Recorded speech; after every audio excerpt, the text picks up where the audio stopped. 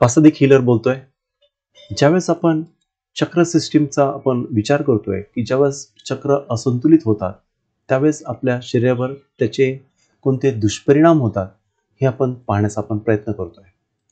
तर आज आपण हे पाहणार आहोत की सोलर प्लेक्सस चक्र किंवा ज्याला आपण मणिपूर चक्र म्हणतो की जे बिंबीच्या वरच्या भागामध्ये स्थापित झालेले आहेत आणि हे चक्र जर असंतुलित झालं तर काय होतं की आपला जो व्यक्तिगत जी क्षमता आहे, व्यक्तिगत जो पॉवर आहे, जी ऊर्जा आहे आणि ही कमी कमी व्हायला लागते आणि स्वतःबद्दलचा जो आत्मविश्वास आहे तो कमी कमी व्हायला लागतो. त्याचबरोबर आपला सेल्फ एस्टीम आहे, जसं आपण स्वतःला पाहतो ते पण कमी कमी व्हायला लागतं. आपल्याला स्वतःबद्दल कमीपणा वाटायला लागतो.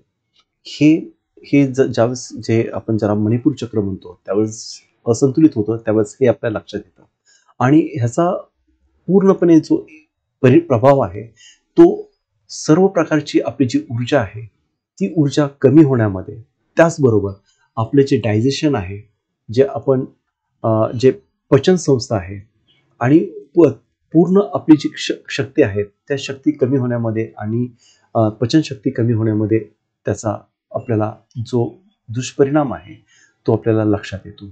त्याच्यानंतरचं जे चक्र आहे ते आहे हृदय चक्र किंवा ज्याला आपण म्हणतो अनाहत चक्र किंवा ज्याला हार्ट चक्र देखील म्हटलं जातं. तर हे चक्र ज्यावेळेस असंतुलित होतं त्यावेळेस काय होतं तर त्यावेळेस आपण पाहतो की आपल्या ज्या भावना आहेत त्या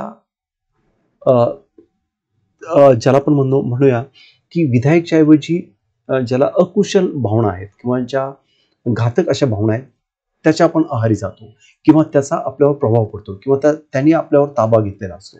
त्याचबरोबर आपण हे बघतो की आपण फक्त ज्याला इमोशनल म्हणूया किंवा ज्याला भावनिक जी आरोग्य म्हणूया फक्त तेवढ्यावरच ते थांबत नाहीये. तर त्याचबरोबर आपण हे पण पाहतो की आपल्या ज्या हृदयाशी संबंधित ज्या बाबी आहेत त्या देखील त्याच्यावर देखील दुष्परिणाम केले जातात आणि म्हणूनसाठी आपलं जर हृदय जर आपण पाहतो की जर असंतुलित जर असेल तर काय होऊ शकतं. तर हे एक महत्वाचं एक अंग आहे आपल्या शरीराचं, अवयव आहे, तो देखील आपल्याला सांभाळणं अत्यंत गरजेचं आहे. आणि मग आपण पाहतो की थ्रोट चक्र किंवा ज्याला आपण म्हणतो विशुद्ध चक्र, हे ज्यावेळेस इम्बॅलन्स होतं किंवा असंतुलित होतं त्यावेळेस काय होतं की आपले परस्परांचे जे संबंध असतात, जे कम्युनिकेशन असतं, सौहार्द असतं, ते आपण गमावून बसतो. ती शक्ती आपण विसंवाद निर्माण होतो. आपण स्वतःला व्यवस्थितपणे एक्सप्रेस करू शकत नाही, स्वतःची अभिव्यक्ती आपण व्यवस्थितपणे करू शकत नाही. आणि त्याचबरोबर आपण हे पाहतो की जे रेस्पिरेटरी जे सिस्टीम आहे, श्वसन जे आपली संस्था आहे त्याच्यामध्ये देखील बिघाड निर्माण होतो. आणि म्हणूनसाठी हे अत्यंत महत्वाचं आहे की आपले एक एक जे चक्र आहेत ते असंतुलन झाल्यानंतर काय काय होतं हे आपण पाहण्याचा प्रयत्न करतोय आणि त्या प्रकारे आपल्या लक्षात ज्यावेळेस येतं त्यावेळेस आपण ते त्यापासून अलिप्त कसं राहायचं हे देखील आपण पाहण्याचा आपण प्रयत्न करणार आहोत. मग आपण पाहतो की त्याच्याही पुढं जे चक्र आहेत ते आपण त्याचं देखील आपण करणार आहोत. परंतु यावेळेस आपण ज्या चक्रावर कॉन्सन्ट्रेट करत आहात ते कोणत्या चक्रावर करत आहात आणि आपलं आरोग्य चांगलं राखण्यासाठी आपण